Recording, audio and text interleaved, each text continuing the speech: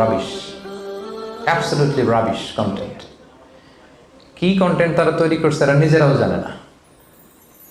So এটা তো একজন ইউটিউবারের কাজ হতে পারে না, এটা তো একজন টিকটকারের কাজ হতে পারে না, এটা তো একজন সোশ্যাল মিডিয়া হ্যান্ডেল যারা ম্যানেজ করে বা অপারেট করে এটা তাদের কাজ হতে পারে না। যে সমস্ত দেশের কন্টেন্ট ডাউন করা হয়েছে এর মধ্যে বাংলাদেশ 7 নম্বরে, মানে এত পরিমাণে বাংলাদেশিদের কন্টেন্ট ডাউন করা হয়েছে, এটা হচ্ছে রাবিশ টাইপের কন্টেন্ট ছিল। সো দুনিয়াতেও কিন্তু বেইজ্জতি আছে না নাই, এটা খেয়াল করবেন। আমি বলছি না যে টিকটকার ভাই যারা আছেন এখানে আপনারা আজে বাজে কন্টেন্ট দেন, এটা আমি বলছি না, অনেকে তো ভালো কন্টেন্ট দেন, আমি সেটাই বলছি আপনাকে।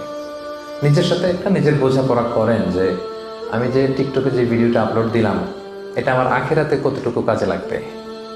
এই টিকটকের কন্টেন্টগুলো নিয়ে আপনি কিয়ামতের দিন দাঁড়াবেন, ইউটিউবের ভিডিওসগুলো নিয়ে আপনি কিয়ামতের দিন আল্লাহর সামনে